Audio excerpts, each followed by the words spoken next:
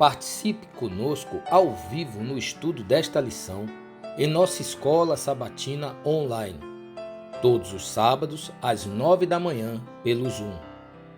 No final deste vídeo, veja como participar. Você é o nosso convidado.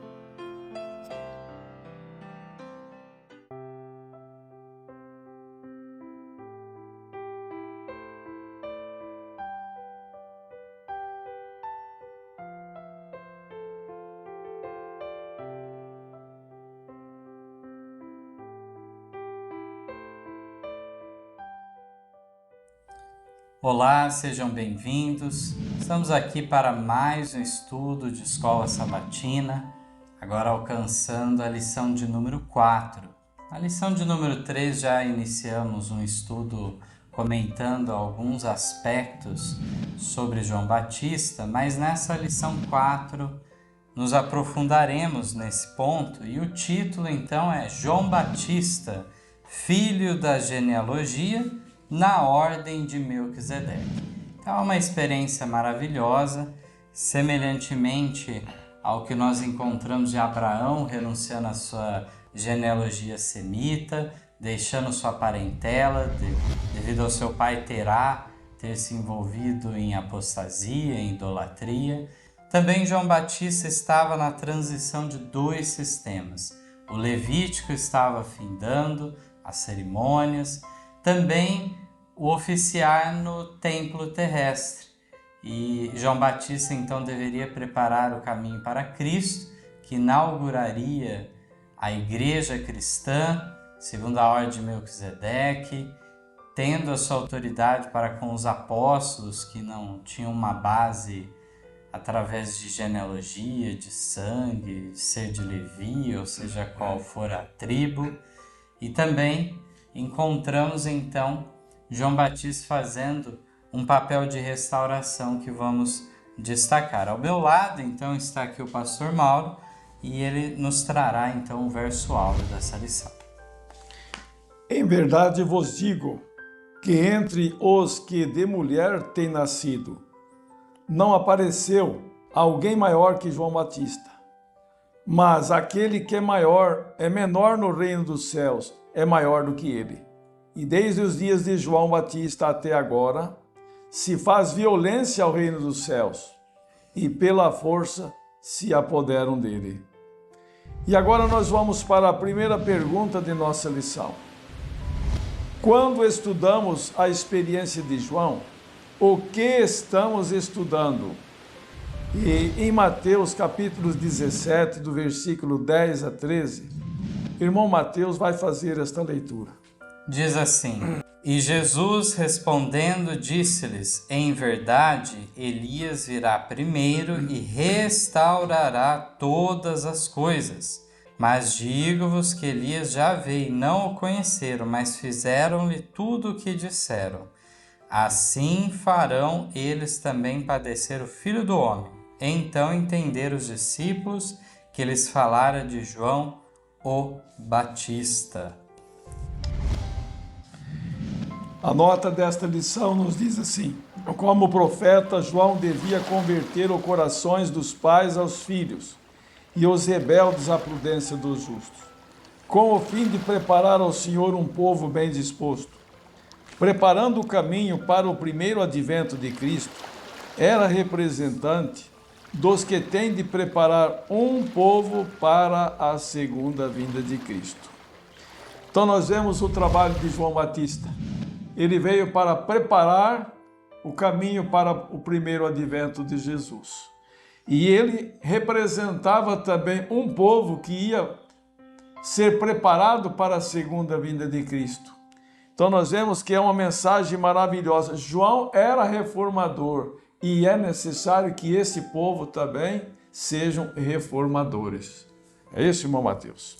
Então se fala muitas vezes de 3 Elias, uma vez que nós temos o Elias, claro, original, depois nós temos justamente as profecias em Malaquias, inclusive, explicando que viria alguém no espírito e poder de Elias e faria até aquele papel da conversão dos pais aos filhos, dos filhos aos pais, uma restauração da família.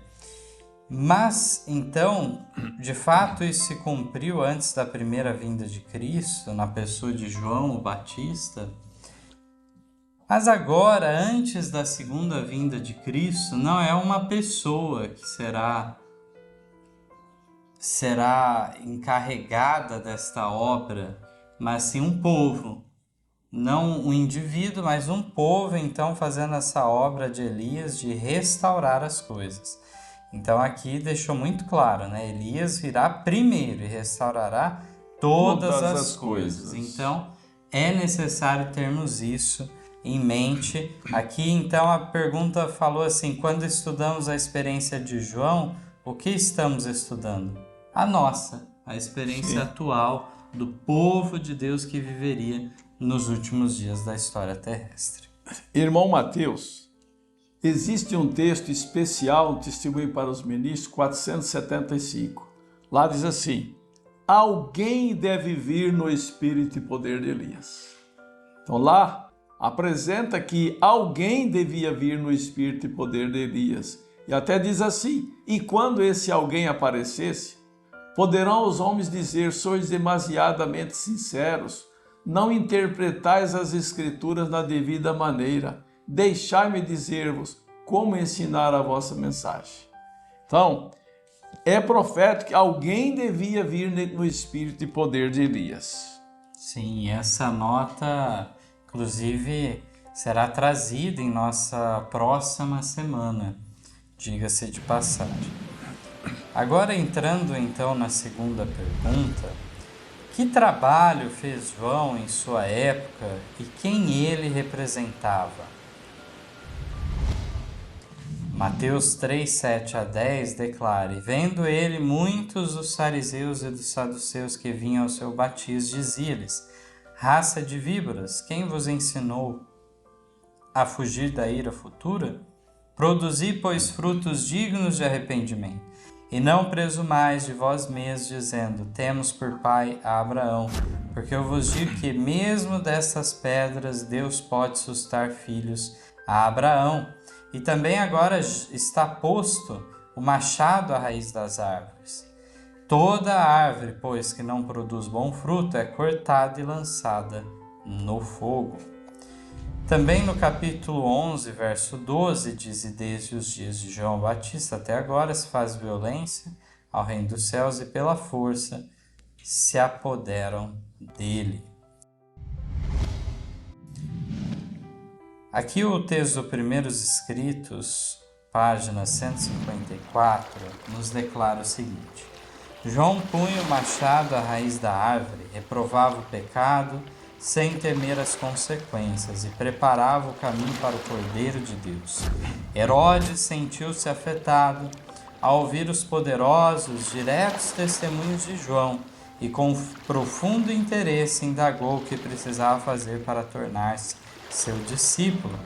João estava familiarizado com o fato de que ele estava prestes a casar-se com a mulher de seu irmão, estando o marido ainda vivo, e fielmente declarou a Herodes que isso não era lícito. Herodes não estava disposto a fazer qualquer sacrifício. Casou-se com a esposa de seu irmão e, por sua influência, apoderou-se de João e o aprisionou com o propósito, porém, de libertá-lo. Logo foi decapitado por influência da esposa de Herodes. E ainda o irmão Mauro nos lerá o Mensagens Escolhidas, volume 251, e o Comentário Bíblico, volume 4, página 1184. A mensagem que damos deve ser tão direta quanto a de João. Ele censurou a reis por sua iniquidade, repreendeu o adultério de Herodes, não obstante estar em risco a sua vida, não lhe esmoreceu nos lábios a verdade. E importa que nossa obra para este século seja feita com igual fidelidade. Nesse tempo de apostasia quase universal, Deus chama seus mensageiros a proclamar sua lei no espírito e poder de Elias. Como João Batista, ao preparar um povo para o primeiro advento de Cristo, chamou atenção para os 10 mandamentos. Devemos dar em tons claros a mensagem. Temei a Deus e dá-lhe glória, porque chegada é a hora do seu juízo. Apocalipse 14, 7. Com o fervor que caracterizou o profeta Elias e João Batista, devemos nos esforçar a fim de preparar o caminho para o segundo advento de Cristo. Interessante, irmão Mateus. Aqui diz que João punha o machado à raiz da árvore. Eu diria que era a raiz da árvore do pecado, de uma vez. Reprovava o pecado sem temer as consequências. Preparava o caminho para o Cordeiro de Deus. E agora, embora Herodes, o rei Herodes, não fosse cristão, não fosse membro da igreja, quando João ficou sabendo que iria se casar com a mulher de seu irmão, João o repreendeu e disse que não é lícito fazer isso não era lícito fazer isso porque ela tinha marido vivo. E por esse motivo é que ele repreendeu Herodes, porque o marido estava vivo. Herodes não estava disposto a fazer qualquer sacrifício, casou-se com a esposa de seu irmão. E, como consequência, João Batista perdeu a vida. Perdeu sua cabeça por reprovar o pecado de Herodes. Então, que peso esse testemunho de João Batista. Por ele ter uma visão bíblica do assunto do casamento, ele perdeu sua cabeça. Então vejamos bem aqui tudo que nós lemos, que Herodes diz que ele se sentiu afetado ao ouvir os poderosos, diretos testemunhos de João. Multidões vinham ao encontro de João para ser batizado, que João Batista levava as pessoas ao arrependimento. Era um preparo, ele mostrar que tinha que haver um preparo espiritual para que quando o Messias aparecesse, eles tivessem condições para receber o Messias. E aqui diz então que com profundo interesse Herodes indagou o que precisava fazer para tornar-se seu discípulo. Olha só, imagine, irmãos, que influência o ministério de João Batista não teria se ele batizasse o rei Herodes. Que sucesso, que poder, quanto dinheiro iria brotar então disso tudo. Mas então João Batista fielmente fala o que o impedia. Então não foi uma questão de João Batista ir lá bater boca com Herodes, ficar gritando lá, não era nada disso, mas o próprio Herodes veio em encontro de João Batista e ele fielmente deu a resposta correta. O texto do Mensagens Escolhidas aqui também falou, repreendeu o adultério de Herodes, esse era o pecado. Então era necessário fazer isso.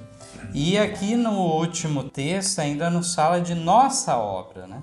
De chamarmos a atenção para os 10 mandamentos. Estamos realmente na defesa dos 10 mandamentos de maneira integral, em todas as circunstâncias, não importa as consequências? Devemos então meditar nisso.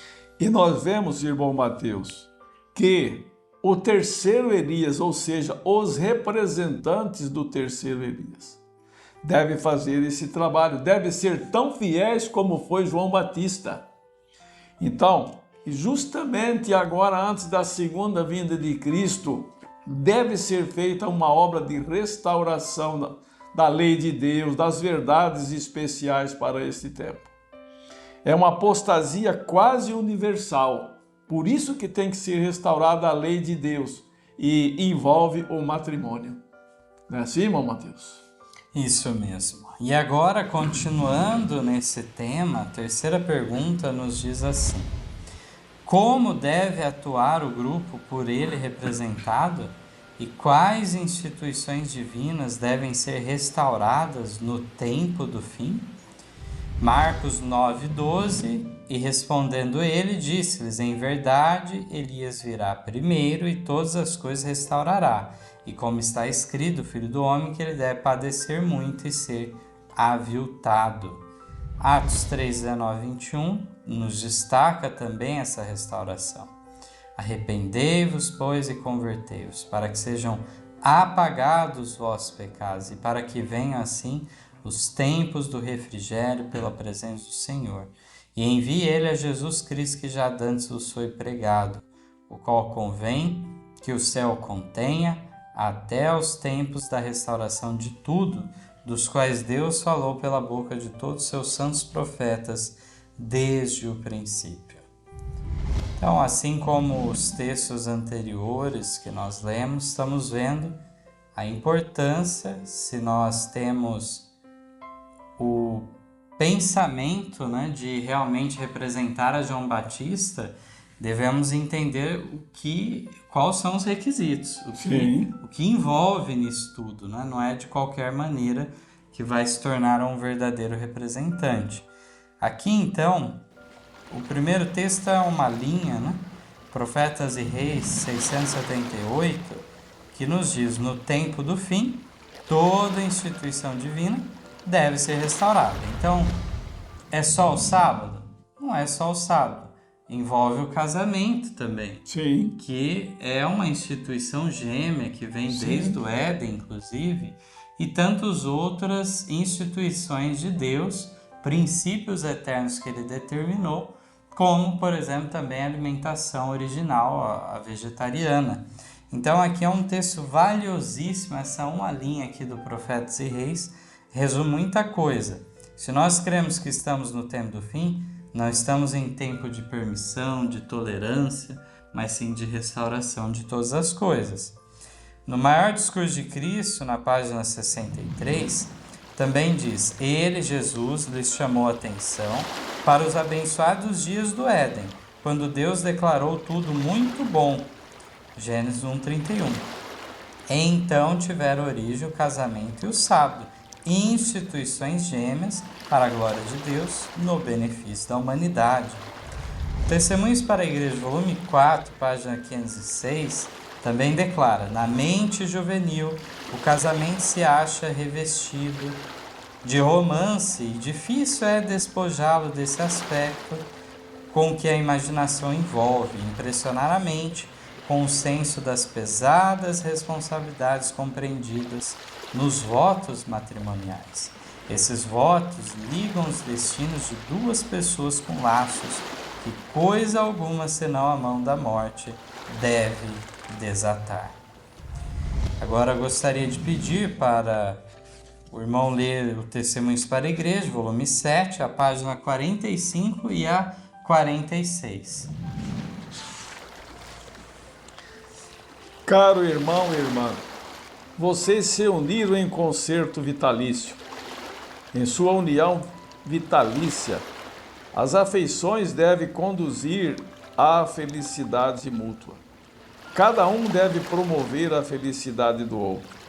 Esta é a vontade de Deus a seu respeito. Sétimo testemunho, página 46. O casamento, uma união vitalícia, é símbolo da união entre Cristo e sua igreja. O espírito que Cristo manifesta para com a igreja é o que marido e mulher devem dedicar-se mutuamente.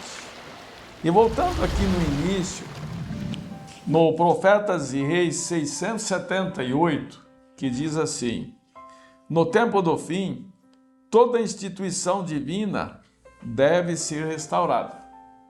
Isso é interessante, irmão Mateus.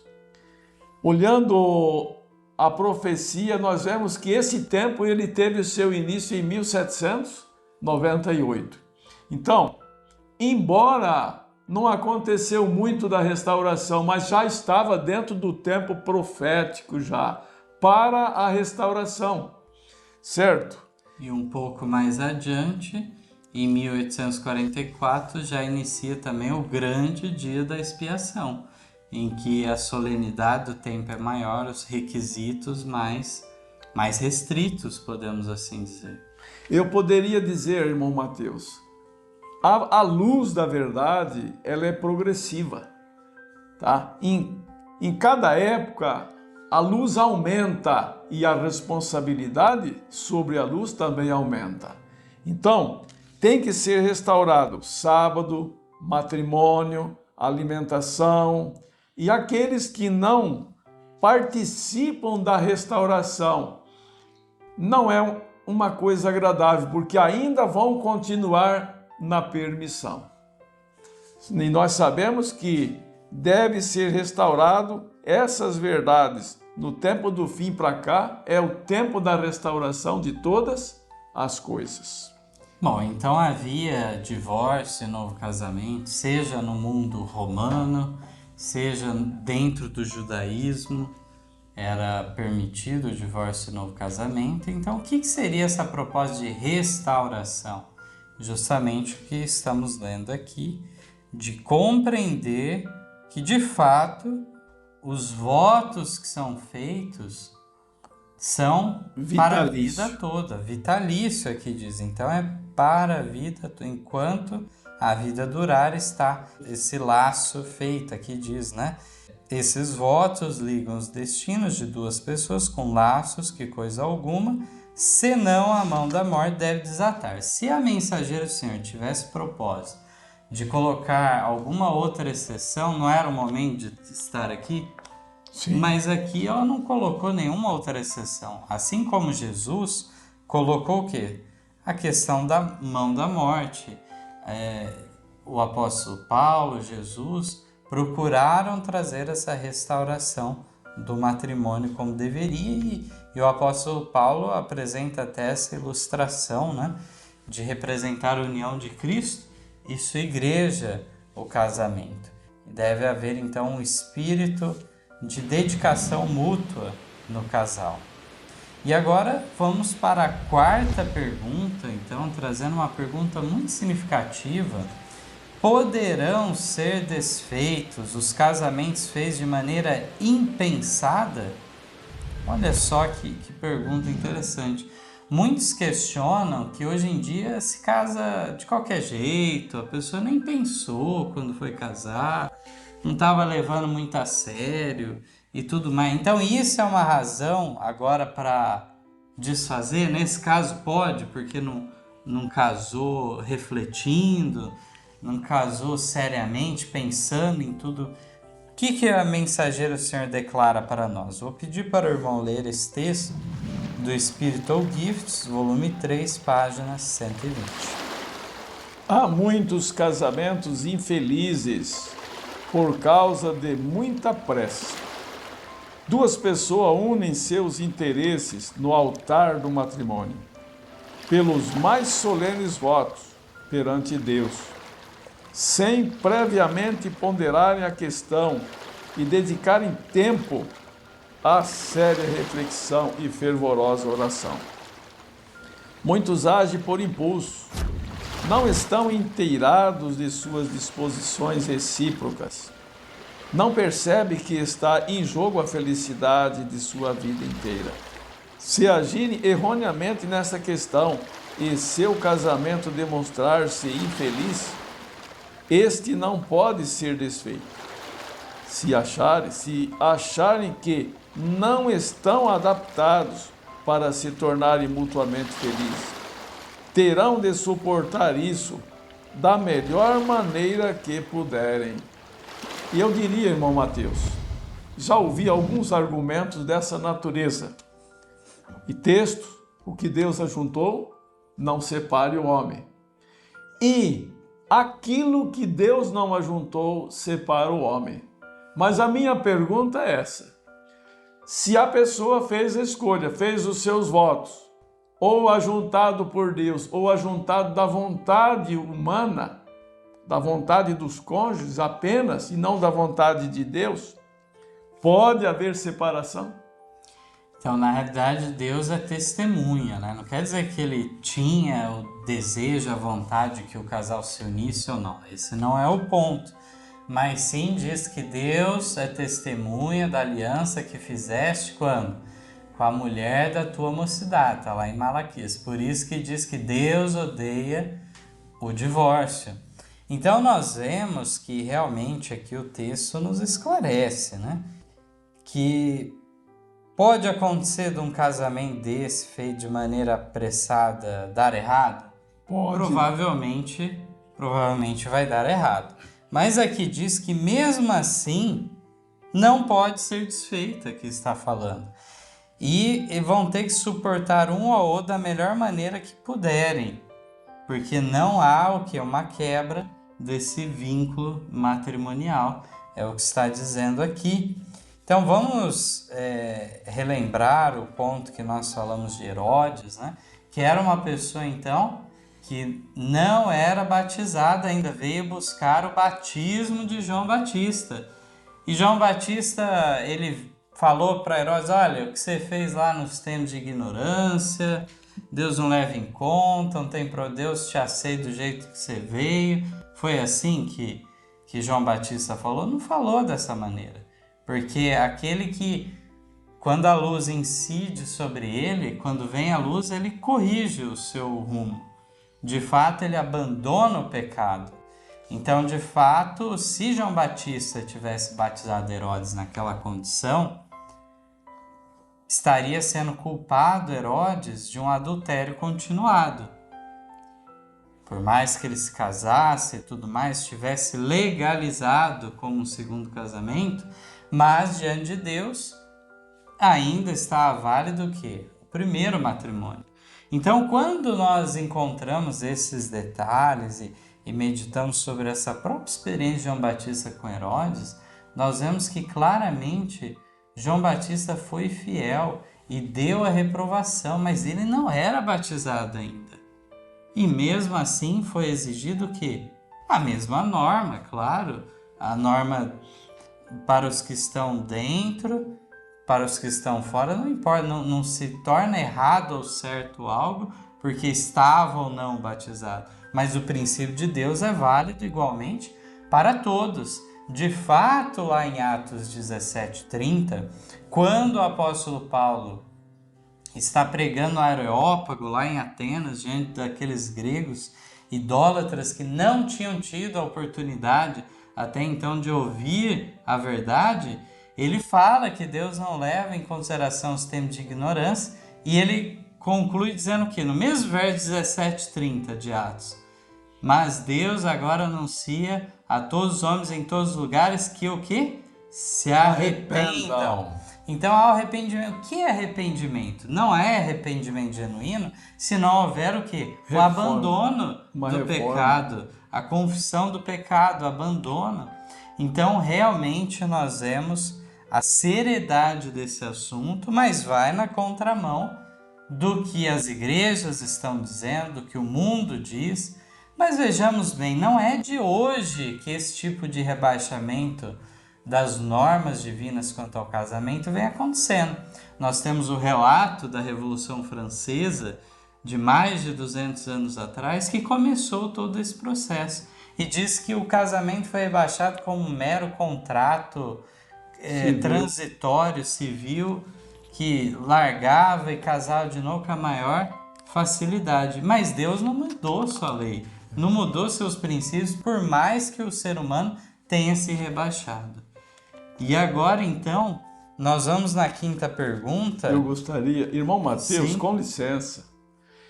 Quando o irmão Mateus menciona a Revolução Francesa, então, o texto diz assim, junto ao ateísmo e à licenciosidade de França, estava a que reduzia o casamento.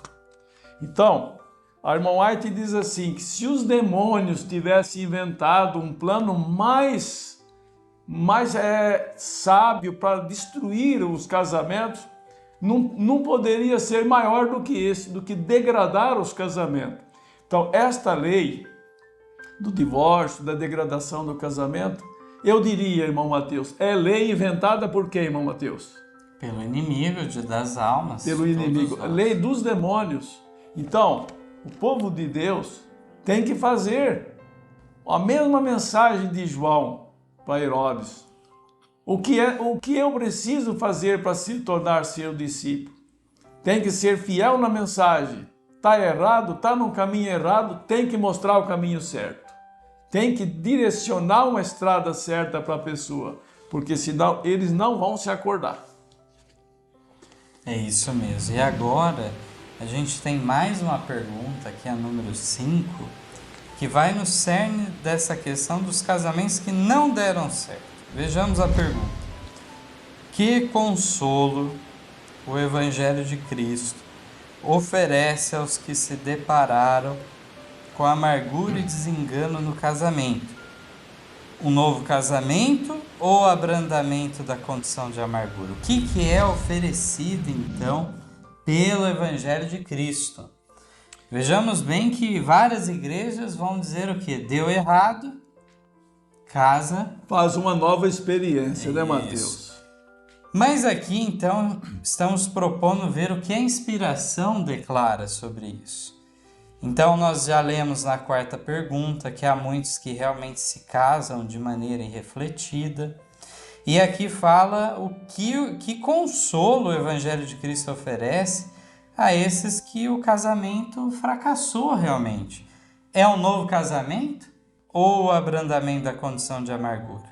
Mateus 19, os versos 10 a 12, dizem assim: disseram-lhe seus discípulos, se assim é a condição do homem relativamente à mulher, não convém casar. Ele, porém, lhes disse, nem todos podem receber essa palavra, mas só aqueles a quem foi concedido. Porque há eunucos que assim nasceram do ventre da mãe, e há eunucos que foram castrados pelos homens, e há eunucos que se castraram a si mesmos por causa do reino dos céus.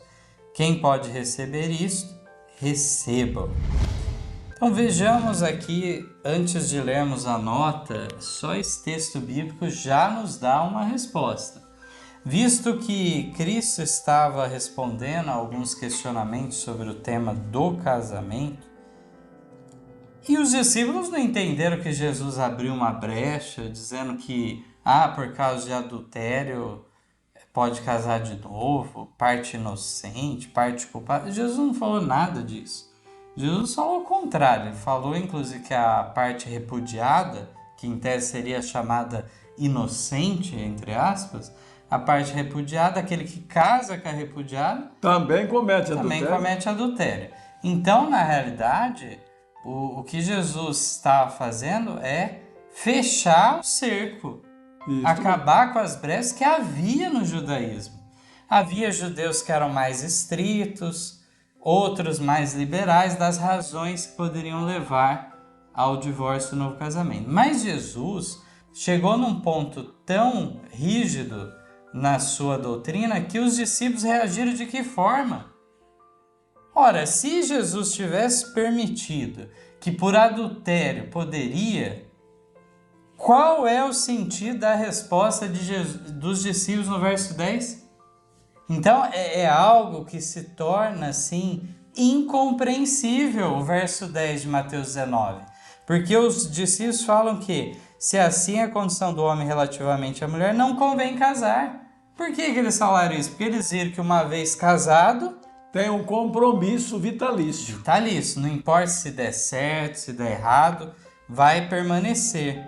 Mas aqui na continuação, Jesus nos fala então de uma classe que tem que se fazer de eunuco para alcançar o quê? O reino dos céus. O reino dos céus. E sobre essa classe que a gente vai comentar inclusive, esta classe que deve se fazer eunuco por causa do reino dos céus é aquela classe que não deu certo o matrimônio, não foram infelizes em seu matrimônio, deu errado.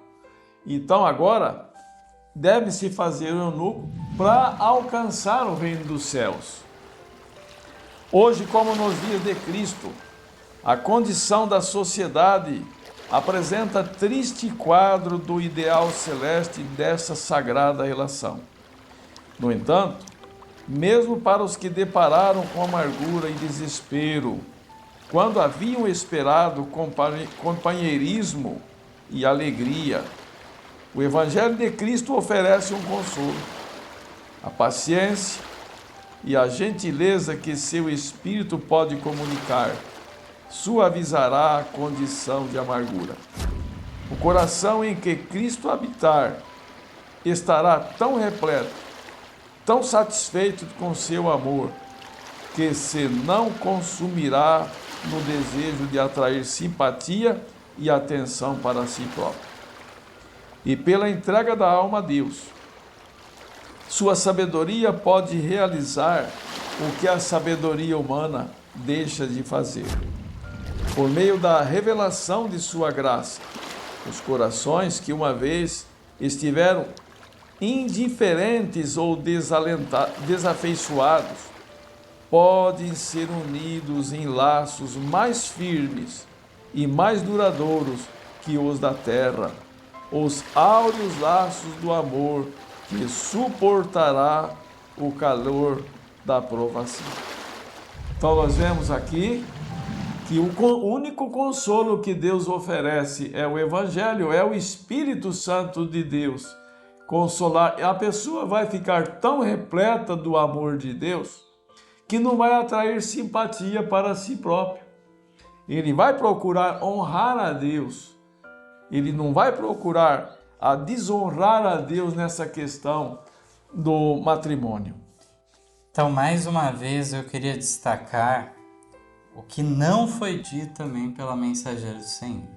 Então, vejamos que fizemos uma análise da Bíblia e agora, dentro do Espírito de Profecia, nós temos um texto aqui do Maior Discurso de Cristo, página 65, que a irmã está comentando justamente Mateus 5,32, Mateus 19, e quando é para comentar essa parte final referente justamente aos que têm que se fazer de eunucos, ela traz este parágrafo aqui, trazendo esse comentário. Então, se houvesse um meio de escape justamente de que por traição então está ali para casar novamente, era o momento, então, aqui no livro Maior Discurso de Cristo, de estar isso escrito. Mas os irmãos podem conferir, podem pegar o livro, ler antes, ler depois, e vai ver, então, aqui que está falando ao contrário disso. Está falando justamente o que o irmão Mauro já destacou, dessa suavização dessa condição de amargura. A pessoa casa, claro, não achando que vai fracassar, mas achando que vai encontrar companheirismo, alegria, mas diz que ele, na realidade, encontra amargura e desengano. O casamento fracassa, mas nesse caso, então, diz que a pessoa tem a oportunidade de se ligar a Deus de maneira mais íntima, uma comunhão profunda, então, com o próprio Deus nessa condição. Então esse é o consolo que o Evangelho de Cristo apresenta. Sim. Para os irmãos que quiserem se aprofundar mais neste assunto do tema aqui que estamos estudando, os irmãos e amigos da Palavra de Deus podem ver em nosso canal Movimento Adventista.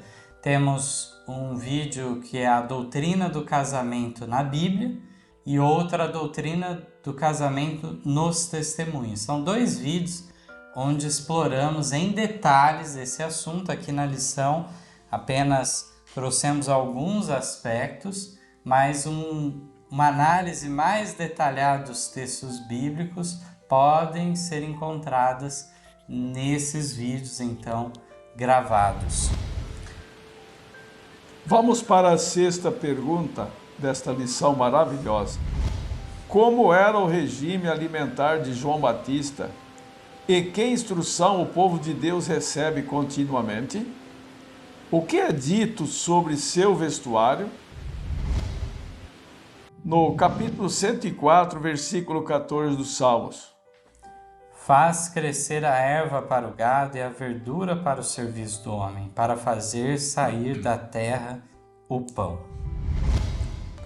Então nós vemos que aqui indica a alimentação original. As plantas é para o homem, tá? A alimentação natural é para o homem e as ervas, o capim, isso é para os animais. E agora diz aqui na nota: durante anos tem o Senhor estado a chamar a atenção de seu povo para a reforma de saúde. Este é um dos grandes ramos da obra de preparação para a vinda do Filho do Homem. João Batista surgiu no espírito e poder de Elias para preparar o caminho do Senhor e converter as pessoas à prudência dos justos. Lucas 1,17. Era ele um representante daqueles que estariam vivendo nos últimos dias, aos quais Deus confiara as sagradas verdades para serem apresentadas perante o povo, a fim de preparar o caminho para o segundo aparecimento de Cristo. João era um reformador. O anjo Gabriel, enviado do céu, instruiu os pais de João sobre a reforma de saúde. Disse-lhes que o menino não deveria beber vinho nem bebida forte, e que ele seria cheio do Espírito Santo desde o nascimento. Então nós vemos que Deus está chamando a atenção do seu povo para a reforma de saúde. E ainda continua: este é um dos grandes ramos da obra de preparação para a vinda do Filho do Homem. É obra de restaurar. Voltar ao plano de Deus é voltar à alimentação completamente vegetariana, completamente natural. Tá? E João era um representante dos que viveriam nos últimos dias. Ele era um reformador e o seu regime puramente vegetariano. No terceiro testemunho, 62, e no regime alimentar, página 71, diz assim: João separou-se dos amigos e das ostentações da vida, a simplicidade de sua vestimenta, uma peça de vestuário tecida de pelos de camelo, era uma reprovação direta à extravagância e pompa dos sacerdotes judaicos e do povo em geral. Seu regime alimentar puramente vegetariano, composto de alfarrobas e mel silvestre, e era uma censura à condescendência para com apetite e glutonaria que prevaleciam por toda parte. Será que é só hoje que tem essa preocupação na alimentação natural? Já nos dias de João Batista, já prevalecia por toda parte a alimentação fora do plano de Deus. O povo comia à vontade do alimento animal, e isso tornou os caminhos deles corrompidos cada dia mais. Então, agora nós estamos nos preparando para encontrar Jesus, fazendo uma restauração total. O texto ainda diz assim: Jesus não veio porque não foi realizada a obra da restauração. Não é isso, irmão Mateus?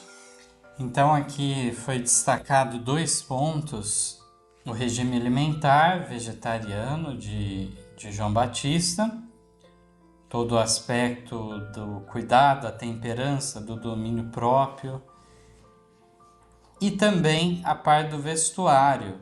O vestuário dele diz que era simples e reprovava então aquela pompa, toda aquela extravagância que havia entre os sacerdotes, os líderes religiosos. João Batista procurou então se manter afastado daquele tipo de autoridade que se estabelecia então simplesmente pela aparência.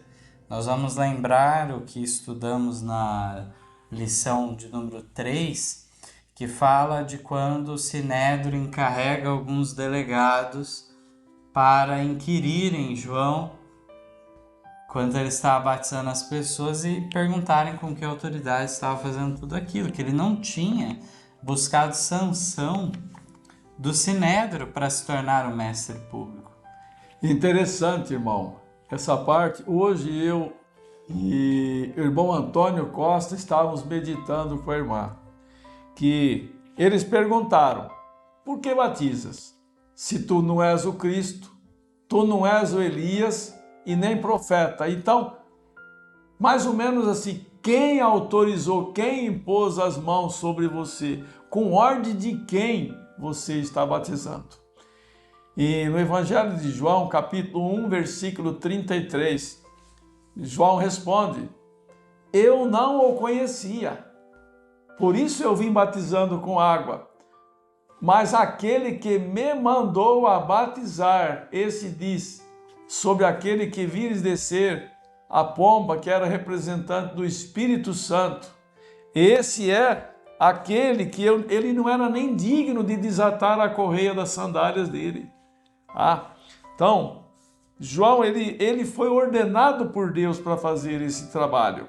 Ele era um reformador, foi ordenado por Deus. Ele não saiu por vontade própria, não é assim, irmão Mateus? Então diz que naquela experiência, quando chegaram esses delegados do Sinédrio e o povo viu eles chegando com aquelas roupas, então diz que o povo abriu o caminho para eles passarem e irem até João, né? Então tamanha reverência que o povo tinha para com eles. No entanto, João buscou algo mais simples. E em relação à sua alimentação aqui, que é também falar de alimentos simples, como mel silvestre e alfarrobas. No entanto, muitas vezes nós vemos o termo gafanhoto e a Bíblia utiliza o termo gafanhoto para falar dessa vagem. Não está falando do inseto, como alguns podem ter essa compreensão errada. Inclusive, não é o único lugar na Bíblia que tem esse termo. Lá na parábola do filho pródigo, vamos nos lembrar aquele momento em que ele estava na pior, cuidando dos porcos, não é mesmo? E diz que era dado umas bolotas, né? Na realidade, lá no original está falando de alfarrobas, que eram jogadas. E as alfarrobas, então as vagens, eram muito comuns, eram a comida dos pobres realmente, por toda parte havia. Então aqui também, além de uma alimentação correta, que não envolvia algo prejudicial, ilícito, também havia uma simplicidade na alimentação de João Batista. É isso que podemos compreender ao citar alfarrobas e mel silvestre. E com isto nós vemos, irmão Mateus, quando Ellen White diz que não deve ter muita variedade de alimentos numa só refeição. Nós vemos João Batista aí com 2 variedades, né, irmão Mateus? Não era muita mistura. Um outro ponto que eu gostaria de destacar também sobre essa questão é que é conhecida na tradição cristã ao decorrer dos séculos. Muitos faziam o chamado pão de São João, que era um pão a partir então da alfarroba. Então já era algo comum, não é algo que os adventistas inventaram agora, que não é um inseto, mas não tem nada. A tradição cristã já nos testifica que sempre muitos entenderam esse termo como se referindo à alfarroba, esse alimento muito comum na região e que inclusive fazia uma farinha a partir dela também. E esse pão de São João muitos utilizavam também. A pergunta de número 7 diz assim: o que foi descrito pelo profeta Malaquias sobre o povo dos últimos dias? Gênesis 1:29 declara: e disse Deus: eis que vos tenho dado toda a erva que dê semente, que está sobre a face de toda a terra, e toda a árvore em que há fruto que dê semente, ser-vos-á para mantimento. O irmão então vai ler para nós a continuação ainda do texto dos Testemunhos para a Igreja, volume 3, página 62. Declara o profeta Malaquias: eis que eu vos envio o profeta Elias, antes que venha o dia grande e terrível do Senhor, e converterá o coração dos pais aos filhos, e o coração dos filhos aos pais. Malaquias 4, 5 e 6.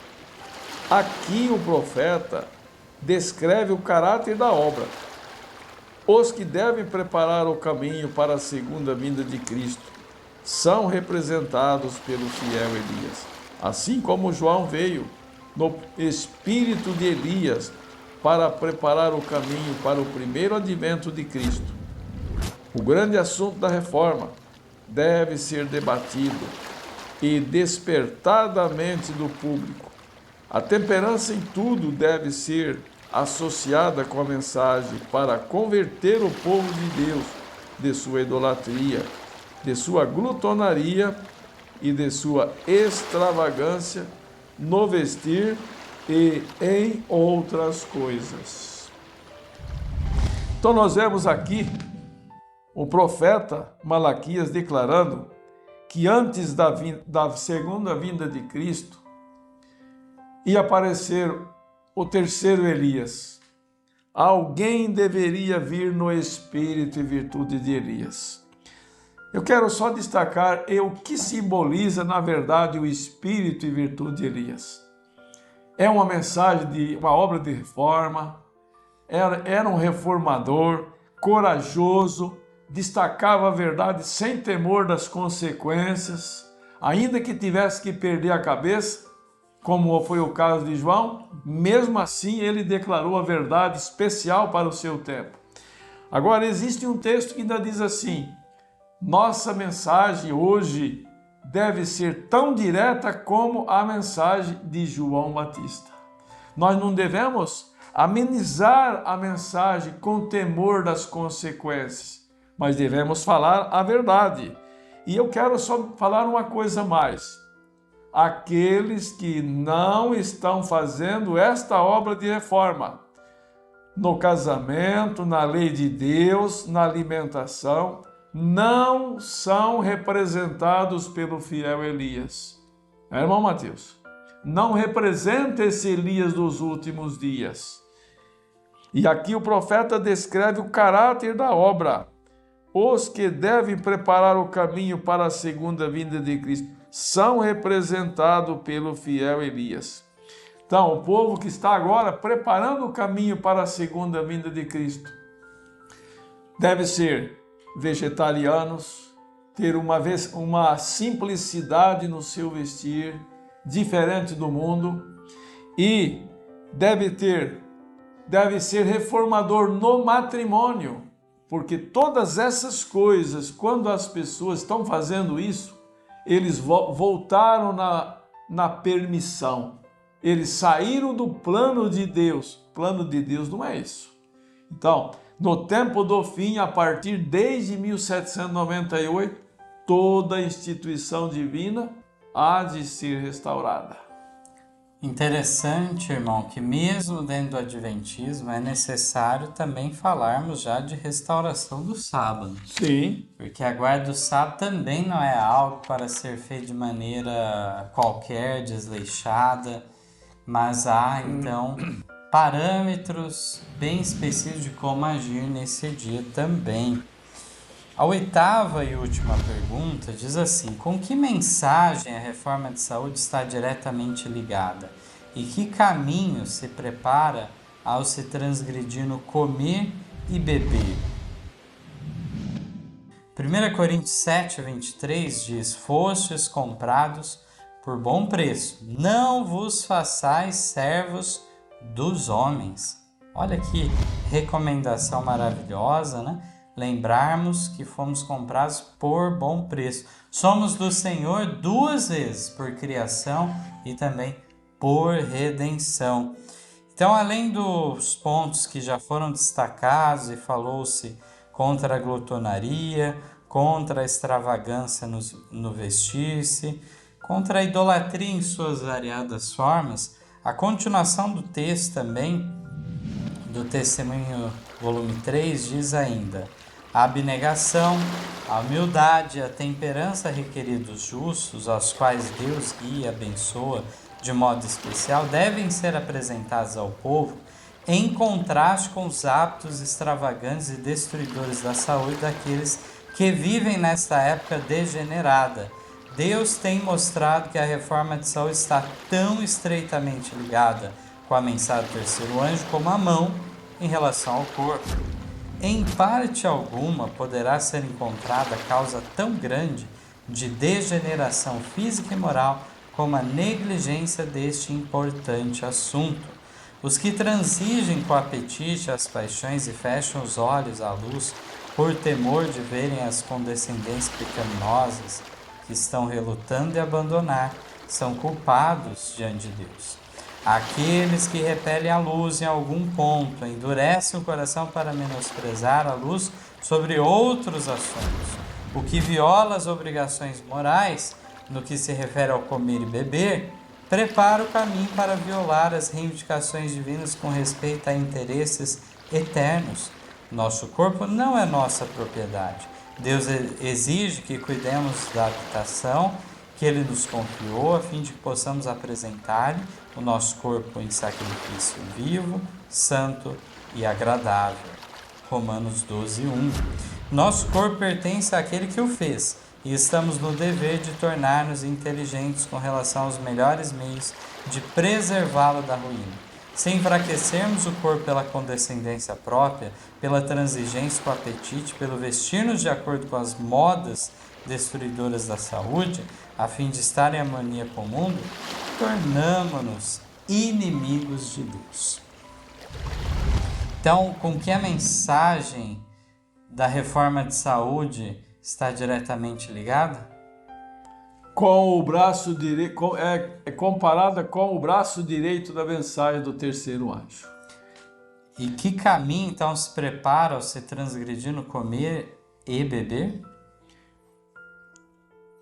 Aqui então nos destaca 2 pontos aqui. Primeiro, que aquele que endurece o coração em relação a uma luz, nada impede que ele venha a desconsiderar as demais. E assim é comparado também aquele que viola obrigações morais no comer e no beber, ele já está preparando o caminho para também violar com facilidade o quê?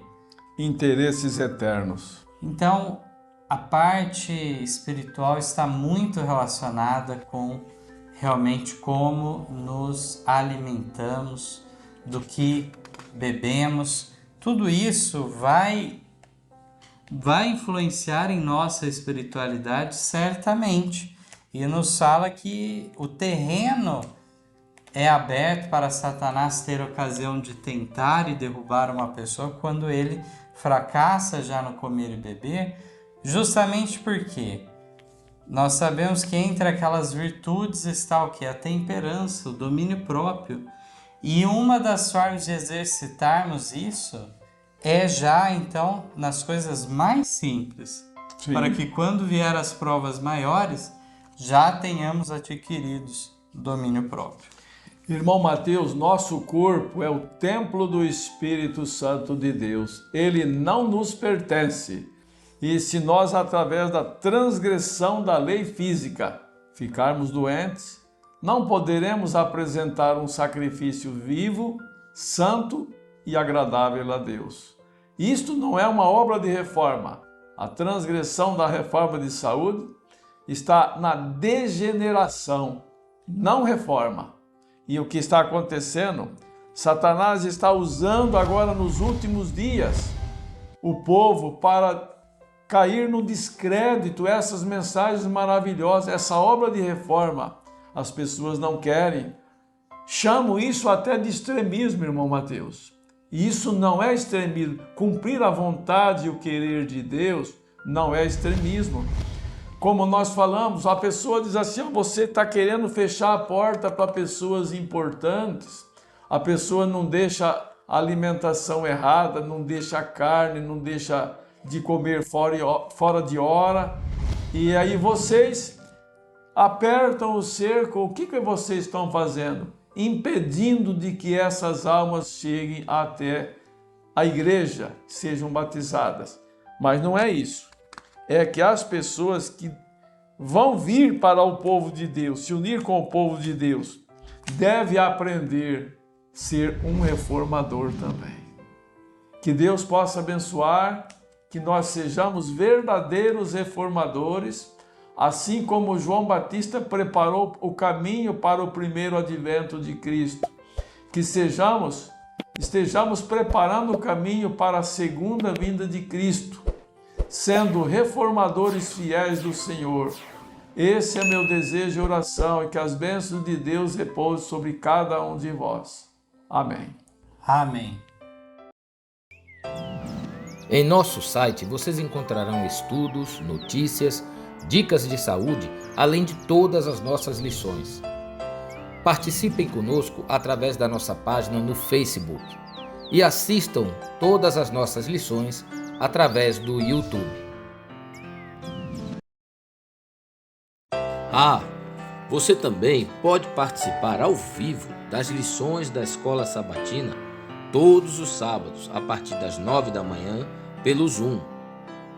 Ligue ou mande uma mensagem para os números de WhatsApp que aparecem na tela e venha estudar conosco. Você é o nosso convidado.